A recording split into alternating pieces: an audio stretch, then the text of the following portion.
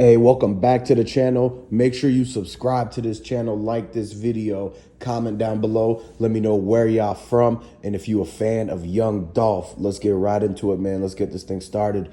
So when the feds searched, had the warrant, had it fresh out the printer and everything, and they went and pulled up on Yo Gotti's brother, Big Jook, because they wanted to figure out exactly if they had anything related to the whole Dolph incident, because some of the items in their possession, some of the things, they could find something that ends up leading back to something, some part of an artifact. And exactly what they found when they looked through Big Jook and Yo Gotti's, they had a little box, a basket, and they found the keys to the Bentley. And so that's how they knew to come back and get the subpoena to interrogate Big Jook, which is Yo Gotti's brother.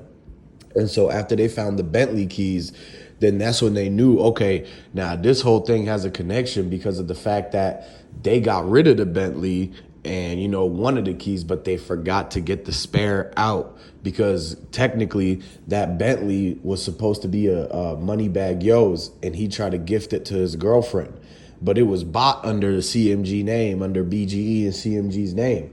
And so whenever you have, like, you know, when they bought it for him, they gave him the regular key and they kept the spare key just in case.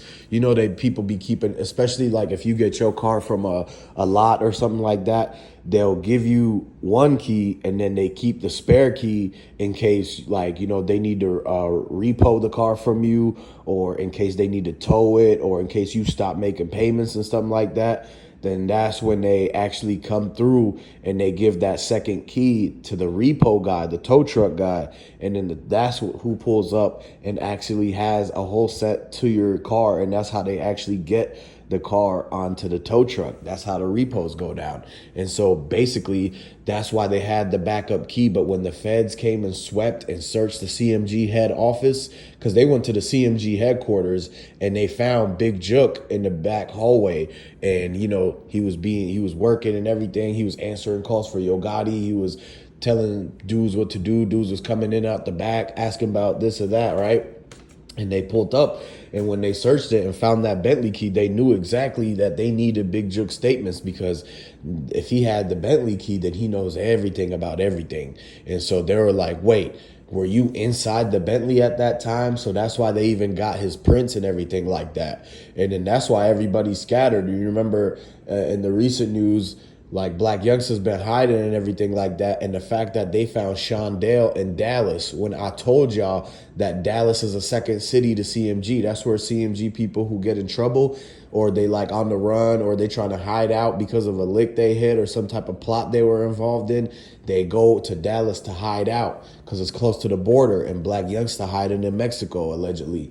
And so a lot of people was commenting, talking about, oh, Blac Youngsta hiding in the border behind Mexico or something. That's why he ain't been popped up in no music videos recently. That's why Shondale and all the CMG and them, they be revolving around Dallas. Even Nano and Trigger Trey and Makita's Raven went to Dallas and stuff like that. So you got to understand that it's something about that's going on in those two cities that's connecting Memphis to Texas, basically. And so what people got to understand is the fact that why is it that they all run into over there whenever they have something pop up? Like, they know that, you know, they're being watched. Like they knew the feds was in Memphis. They were already talking to Yo Gotti's brother. And so the fact that they already talking to Yo Gotti's brother, nobody wanted to be around Yo Gotti and them. Nobody wanted to be around moneybaggyo and them. That's why they all got away and dipped and moved to moved out of state lines and went to Texas, went to Dallas to go hide out. And that's where Sko is. That's where a lot of people are. So they got a whole support system out there. And so that's the craziest thing, because of the fact that people, how they said they actually seen Blac Youngsta at the border of Mexico, and he was with federales. He was with a lot of people, man. So he made new friends, new connections out there. He's trying to make sure he stays under the radar, because first of all, his actual name is not Blac Youngsta, it's Sammy Davis, basically. And so when he's in Mexico like that, now Blac Youngsta goes as Samuel. And so you see how they're changing everything. He's trying to make it to where he's not recognized, but that's because he knows inevitably that CMG is going to get a big bust happen on them, because a lot of people are thinking and saying already that, oh yeah, it's over for CMG.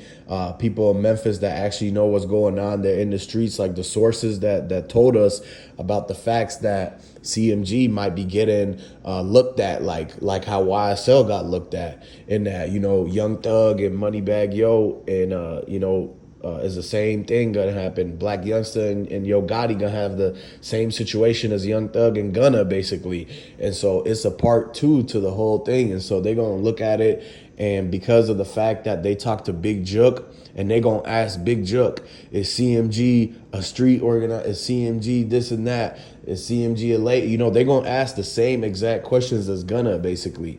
And so they're gonna basically, that's the template now.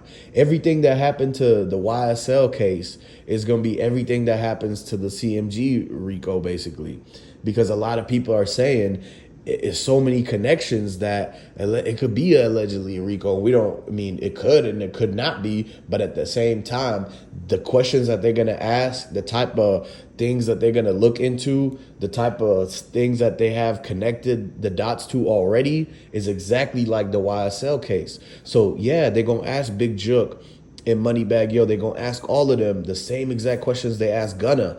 And if they say yes to any of them, because they're not going to want to do life, they're not going to want to do 100 years. So they're going to cooperate. They're going to take the plea just like Gunna did. And what that's going to do is going to make them answer the questions on whether they're going to decide to, amp it up on CMG, whether it is a RICO or not on that, or whether it is the same situation as YSL. Because when Gunna answered to those questions and said yes to everything, like how YSL did this in the street, YSL hit up this person, YSL hit up that person, and Gunna said yes to that, the ultimate snitching move.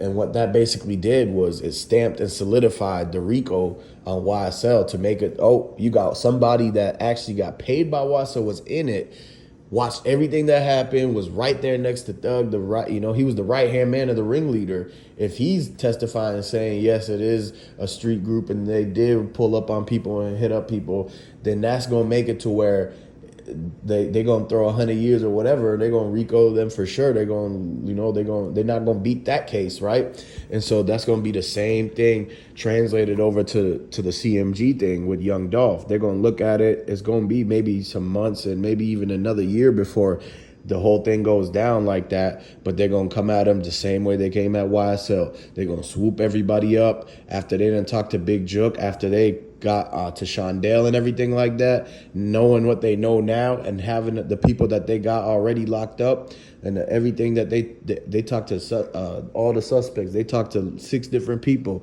They talked to Cornelius, he ratted. They talked to Straight Drop. They talked to Big Jook. They talked to Devin Burns, everybody. And now Yo Gotti, moneybaggyo, Blac Youngsta, and all of them, and Lil Migo and everybody that was involved in this whole thing, now they're going to be looked at and questioned because of the fact that Big Jook already set everything in motion and had the ball rolling for them to come and sweep a second time to try to get him like they got YSL.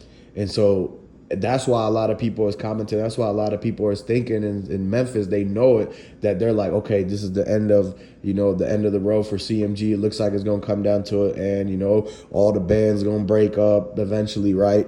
And so they seeing it already. They could feel it in the air, all the thickness in the air, and the fact that you can already kind of tell from the reactions and how Blac Youngsta's hiding out, just from the fact from the fans. You could even tell from the fact that you got Yo Gotti's own brother that actually went and testified, like he gave statements against his own brother.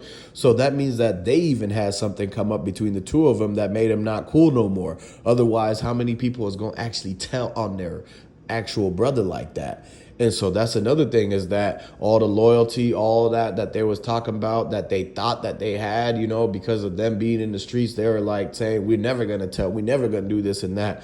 Well, all that gets thrown out the window when, the brother of the main guy or whatever, right, is already telling. And it's like, it's crazy how they got Big Jook like that, because that's the perfect person for them to go after, because not only has he been working with CMG for over 10, 15 years, right? He was there through all the times that they try to run up on Dolph. He was there through all the troubles that CMG had, from when Yo Gotti sent some of his other CMG partners to go and do a drill or whatever somewhere else. And they got questions, but they couldn't tie them together really, so they let that dude go basically. So he ain't never ended up actually getting in trouble for it, but they had to stop him and question him because he was right there.